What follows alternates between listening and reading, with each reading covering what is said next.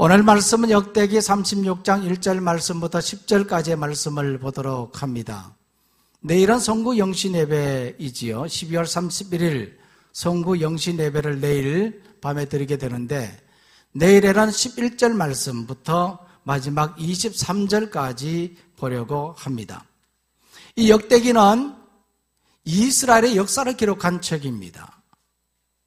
특별히 이 역대기는 통일왕국 시대부터 분열왕국 시대까지 전체를 기록한 그러한 책이 역대기의 말씀인데, 그 중에서도 역대하의 말씀은 솔로몬 왕 때부터 분열왕국 가운데서는 특별히 남쪽 유다를 중심으로 기록한 책입니다. 오늘 말씀은 특별히 이런 남쪽 유다 역사의 마지막 부분에 해당되는 그러한 내용인데, 유다는 사실상 망했습니다. 갈그미스 전투에서 애굽 압수르 연합군과 그리고 이 바벨론 사이에 벌어진 이 싸움의 결과에 따라서 유다는 애굽과 바벨론이라는 강대국 사이에 이러지도 못하고 저러지도 못하는 그런 운명에 놓이게 되었습니다. 지금 이 유다는 풍전등하의 위기에 처해 있는 그런 상황이었어요. 이런 상황 속에서 안타까웠던 것은 이 남쪽 유다에는요, 위기에 처한 이 나라를 살릴 만한 그러한 지혜로운 왕이 나타나지 않았다는 겁니다. 경정하게 보면 스왓 분석법이라는 게 있습니다.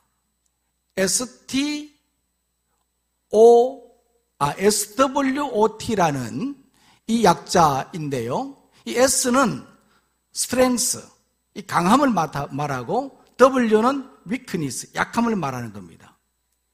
기업의 강함과 장점과 약점, 이 약점을 분석 평가하고, 그리고 O는 opportunity, 기회를 말하는 거거든요. 그 다음에 T는 threat, 위협을 말하는 겁니다. 그러니까 기업 외적인 그러한 요인들 가운데 어떤 기회나 그리고 위협적인 요소가 있는지, 그런 것들을 분석하고 평가하여서 성공적인 전략을 세우는 툴이 바로 이 스왓 분석법이라는 거죠. 그래서 기업들은요, 이런 스왓 분석을 통하여서 성공 전략을 세우게 되는 겁니다. 기업은 그렇다 치더라도 이 성경 말씀에도 보면요, 이 성경 말씀에도 보면 한 개인이나 공동체가 성공할 수 있는 그런 전략들이 담겨져 있습니다. 오늘 이 본문의 말씀이 바로 이와 같은 것이거든요. 어떻게 하면 성공하는 인생의 삶을 살 수 있을 것인가? 만약에 내가 잘못 인생의 삶을 살면 실패할 수밖에 없다 하는 것을 이 성경 말씀에 기록되어 있습니다. 그래서 오늘 이 말씀을 바라보시면 이 유다는 얼마든지 성공하는 그런 나라가 될 수 있었음에도 불구하고 망하고 말았습니다. 그 이유가 뭔가? 그것은 바로 어리석은 왕들 때문이었습니다. 물론 이 나라의 외적 상황, 위협적인 그런 상황들이 있었습니다. 앞에서 말씀드렸던 것처럼 주변 강대국들이 있었지 않습니까? 애굽이라든지 아수르는 거의 멸망했지만은 바벨론이라든지 이런 나라들, 이런 강대국들로 통하여서 지금 유다는 상당히 많은 위협을 받고 있는 그런 상황이었습니다. 그런데 문제는 이런 외부적인 위협도 있지만 더 중요한 것은 바로 내부적인 약점 때문에, 위크니스 때문에 그런 거죠. 그것이 바로 어리석은 왕들 때문이었다는 겁니다. 이것은 한 나라의 지도자가 얼마나 중요한가, 그것을 말해주는 겁니다. 나라의 지도자가 어리석으면 망한다는 것을 말해주는 것이거든요. 그래서 대통령이 그만큼 중요하고, 한 공동체의 리더가 그만큼 중요한 것입니다. 유다 나라에도 역시 지혜로운 왕들도 있었습니다. 대표적으로 히스기야 왕이라든지 또 어제까지 말씀을 보았던 누굽니까? 요시야 왕이라는 이런 왕들, 지혜로운 왕들, 하나님 보시기에 정직하게 행했고 성전을 개혁하고 예배가 예배되게 하는, 유월절을 준비하고 성대하게 치르는 이런 일들을 하나님을 기쁘시게 하는 그런 일들을 감당했던 왕들도 있기는 있었습니다. 그런데 문제는 그럼에도 불구하고 이 남쪽 유다는 멸망하게 되었다는 거예요. 그 이유는 어리석은 왕들 때문이었다는 겁니다. 그러면 이런 왕들은 어떤 왕들이었습니까? 오늘 말씀해 보면요, 먼저는 그들은 하나님을 떠났습니다. 자, 1절 말씀 보시겠습니다. 다 같이 읽겠습니다. 시작. 그 땅의 백성이 요시아의 아들 여호아하스를 세워 그의 아버지를 대신하여 예루살렘에서 왕으로 삼으니. 지금 현재 1절 이 말씀에 보면요, 요시아가 죽은 후에 그의 아들 누가 왕이 되었습니까? 여호아하스가 왕이 되었어요. 요시아는 이 남쪽 유다의 16대 왕이었습니다. 왕이 되어서 31년 동안 나라를 다스리면서 선하게 통치를 했습니다. 강력하게 종교개혁을 단행했고 하나님의 뜻에 따라서 조직을 개편하고 성전의 조직을 개편하고 하나님께 예배하는 일에 다윗의 길을 따라서 정직하게 그렇게 행했던 왕이었습니다. 그런데 이런 요시아 왕이 갈그미스 전투에서 전사를 하고 만 겁니다. 그때 그 백성들이 이제 요시아 왕의 대를 이어서 17대 왕을 여호아하스를 세우는 겁니다. 그런데 이 여호아하스는요, 그 형이 있었습니다. 그 형이 2살 나이 많은 여호야김이 있었고 또 첫 번째 요아스의 아들인 요하난도 있었는데 요하난은 죽었습니다. 그런데 둘째 아들이 대를 이어서 왕위를 물려받아야 되는데 여호아하스가 물려받았습니다. 그 이유가 무엇일까요? 학자들에 의하면 둘째 아들인 요아김은 폭력적이었다는 겁니다. 그런데 그와 반면에 여호아하스는 그렇지 않았고 특별히 여호아하스는요 반애굽 정책을 펼쳤던 그러한 왕이었습니다. 그러한 성향을 가진 사람이었기 때문에 그를 왕으로 초대했다는 겁니다. 그런데요, 오늘 이 말씀에 보니까 이 여호아하스는 왕이 된 지 3개월 만에 폐위를 당하고 말았습니다. 3개월 만에. 그 이유는 갈그미스 전투에서 이 애굽과 바벨론의 싸움에서 누가 이겼겠습니까? 애굽이 이겼어요. 그래서 전쟁에서 승리한 이 애굽 왕이 돌아오면서 유다의 반애굽적인 왕인 누구요? 여호아하스를 폐위시켜 버렸던 겁니다. 이것은 표면적인 이야기예요. 그러나 실질적으로는 이 모든 역사의 주인공은 누구십니까? 하나님이십니다. 그래서 하나님이 여호아하스를 폐위시켰던 겁니다. 그 이유는 그가 하나님을 떠났기 때문입니다. 이게 본질적인 문제였던 것이죠. 적어도 왕이라고 한다면 그 시대를 읽을 수 있어야 합니다. 특히 주변 강대국들에 의해서 나라가 휘둘리고 있는 상황이라면 왕은 어떠한 선택을 하든지 지혜롭게 잘 선택해서 그 백성들이 어려움에 처하지 않도록 해야 되는 것이 왕의 도리입니다. 그런데도 불구하고 여호아하스는 그런 지혜가 없었던 것이죠. 그가 반애굽 정책을 펼쳤다고 한다면 지금 애굽이 승리했잖아요. 그러면 그가 살아갈 수 있는 방법을 선택을 했어야 되는데 그렇게 하지 못했던 겁니다. 그러나 그가 친애굽 정책을 펼쳤다고 하더라도 패망의 시기는 늦출 수 있을는지는 모르지만 이것은 본질이 아니었습니다. 본질은 무엇입니까? 하나님을 섬기는 것이었어요. 아멘. 하나님을 경외하는 것이었습니다. 조상 다윗의 길을 따라서 정직하게 행하는 것이었습니다. 왜냐하면 그는 아버지 요시아가 어떻게 행했는가를 그가 태어나면서부터 23년 동안 똑똑히 보았기 때문입니다. 요시아는 31년 동안 그 나라를 선하게 통치했거든요. 하나님의 말씀에 따라서 정직하게 그가 나라를 다스렸는데 그 아버지의 모습을 본받지 않고 그는 오히려 하나님을 떠나고 말았던 겁니다. 이로 인해서 그가 폐위를 당했고 애굽으로 끌려가 죽고 말았습니다. 전쟁은 하나님께 속한 것이지 병력의 수요나 무기의 많고 적음에 좌우되지 않습니다. 그래서 신앙인은 본질에서 벗어나면 안 되는 겁니다. 히스기야 왕이 그렇습니다. 히스기야 왕은 하나님 보시기에 정직하게 행한 아주 선한 그런 왕이었습니다. 그렇지만 그도 아수르에 의해서 어려움을 당해서 공격당해서 위기에 처한 그런 순간들도 있었습니다. 그렇지만 그때마다 이 히스기야 왕은 그 당시에 선지자 이사야와 더불어서 성전에 올라가서 무엇을 했습니까? 기도했어요. 하나님 도와주십시오. 하나님 아니면 이 나라 이 위기를 극복할 수 없습니다. 기도했을 때 하나님께서 도와주셨던 것이거든요. 한 천사를 보내어서 아수르 군대의 모든 지휘관들을 다 없애버렸습니다. 이와 같이 하나님께 기도했을 때 위기일수록 하나님을 떠나지 말고 하나님을 붙잡아야 하는 것입니다. 이것이 신앙인의 모습인 거거든요. 오늘들도 어떤 삶의 어려움이 있을 때마다 하나님의 도우심을 구하는 우리 모두가 되기를 소망합니다.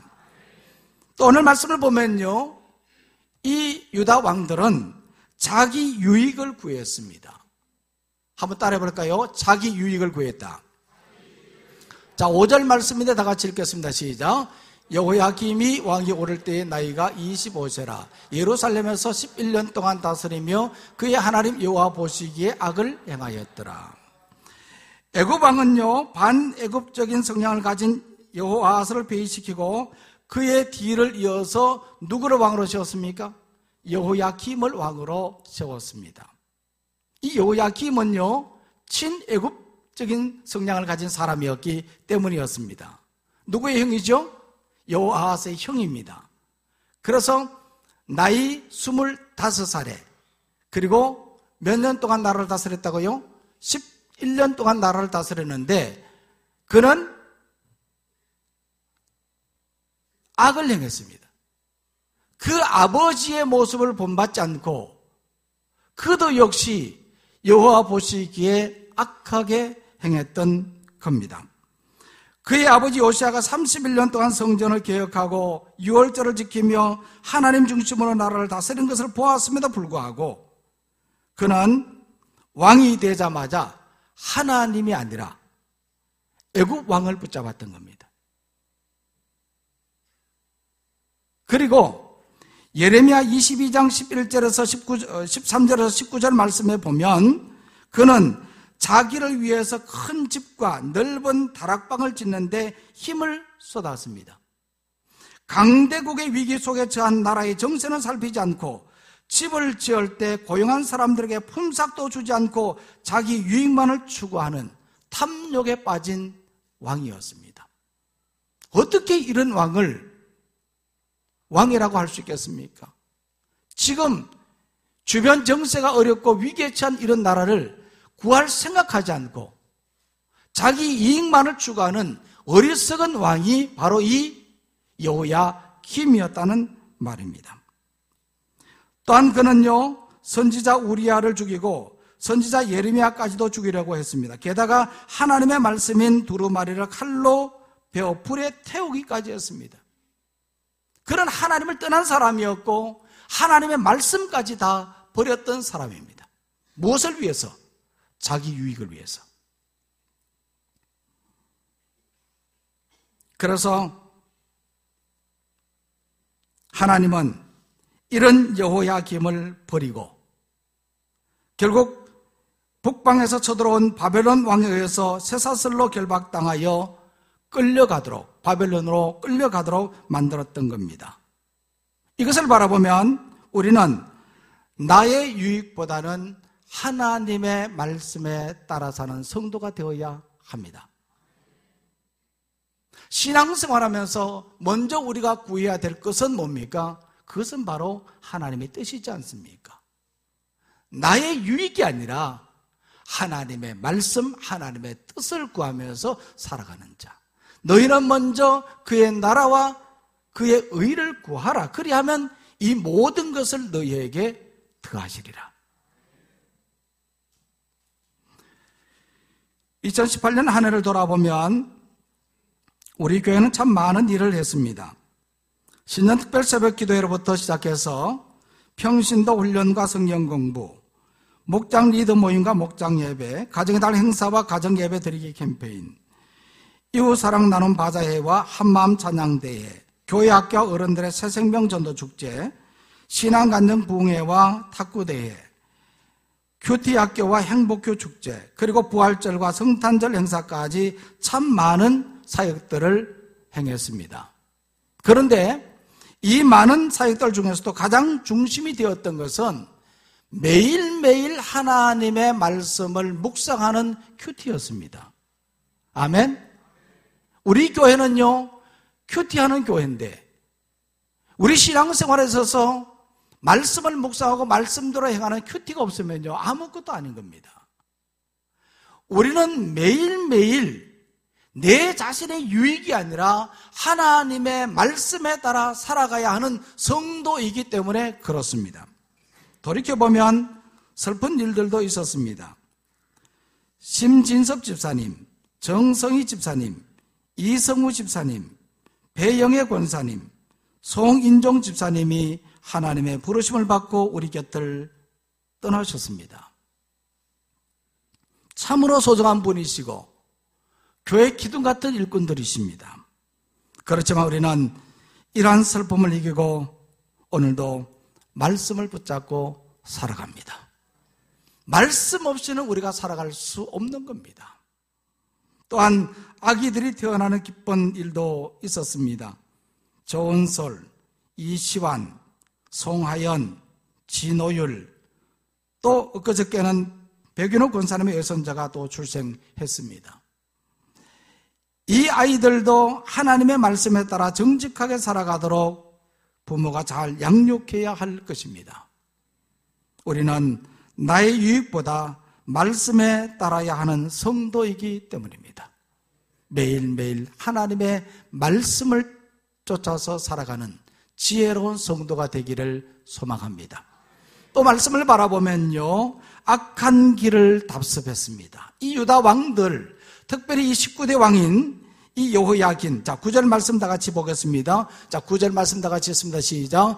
여호야긴이 왕이 오를 때에 나이가 8세라 예루살렘에서 석 달 열흘 동안 다스리며 여호와 보시기에 악을 행하였더라.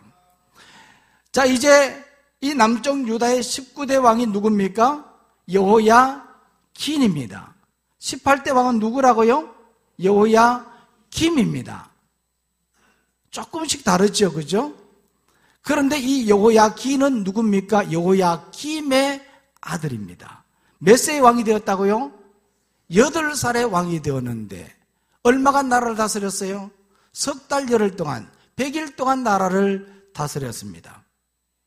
나라를 뭐 다스린 것도 아니죠, 사실은. 겨우 8살인데. 그런데 보십시오. 이 말씀에 보니까요, 이 여호야긴에 대해서 이렇게 말하고 있습니다. 여호와 보시기에 악을 행하였더라. 이 여호야긴은 태어나자마자 그 아버지 여호야김이 나라를 다스리는 모습을 보았는데 그는 나쁜 것밖에 보지 않았어요. 8년 동안 그가 왕이 될 때까지 나쁜 것만 보고 아버지의 나쁜 모습을 본받아서 그렇게 나라를 잠깐이지만 다스렸던 것이거든요. 선한 길을 답습하는 것이 아니라 악한 길을 답습했던 겁니다. 이로 말미암아서 결국 그도 바벨론으로 끌려가서 거기서 죽고 말았습니다. 데살로니가전서 5장 22절에 보면요, 악은 어떤 모양이라도 버리라 그렇게 말씀했습니다. 그런데 오늘 우리는 어떻습니까?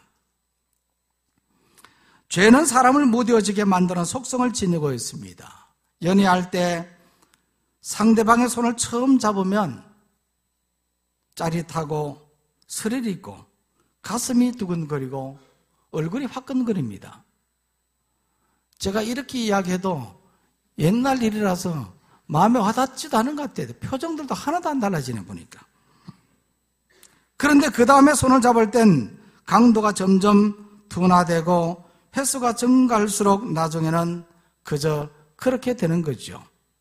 그래서 한 20, 30년 정도만 살고 그래 보면 잘 잡지도 않지만 잡아도 잡아나만 합니다. 그만큼 둔화가 되었다는 거죠. 죄도 마찬가지입니다. 처음 죄를 범할 때는요, 그냥 가슴이 두근거리고 겁이 나고 그 죄 때문에 잠이 안 오는 거죠. 이거 어떻게 해야 되나?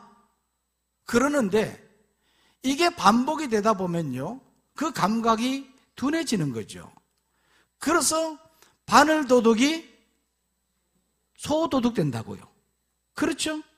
처음에는 작은 것, 아무것도 아닌 것처럼 그렇게 시작했던 것이 둔화가 되니까 나중에는 소로 훔쳐도요, 이거 그냥 새끼 줄이 있어서 그냥 잡고 왔다고 이야기하고 말입니다. 그러면 되겠어요, 안 되겠어요? 끝에 뭐가 달린지 보고 가지고 와야 될 거 아니에요. 그만큼 죄에 대해서 둔화되는 거죠. 올 한 해 우리의 삶을 한번 돌이켜 보시기 바랍니다. 우리는 과연 어땠습니까? 이 한 해가 지금 다 지나가고 있습니다. 그러나 이제부터라도 우리는 유다의 어리석은 왕들처럼 악한 길을 답습하지 말고 선한 길로 걸어가는 우리가 되기를 소망합니다. 지난 과거의 삶을 다 하나님 앞에 내어놓고 이제는 회개하고 2019년 새해부터는 선한 길로 걸어가는 지혜로운 사람 되기를 소망합니다. 말씀을 정리하면 하나님을 떠나면 안 됩니다. 하나님을 떠나면 안 돼요. 자기 유익만이 아니라 말씀에 따라 살아야 합니다. 악한 길이 아니라 선한 길로 걸어가는 성도가 되어야 됩니다. 오늘 우리 모두는 이와 같은 지혜로운 성도가 되기를 간절히 소망합니다. 내년 한 해는 더욱더 우리가 지혜롭게 하나님이 기뻐하는 일들을 행하고 하나님이 인도하시는 대로 정직하게 살아가는 우리 모두가 되기를 간절히 소망합니다. 기도하겠습니다. 하나님 아버지, 2018년 한 해 동안 우리를 지켜주시고 인도해 주셔서 감사드립니다.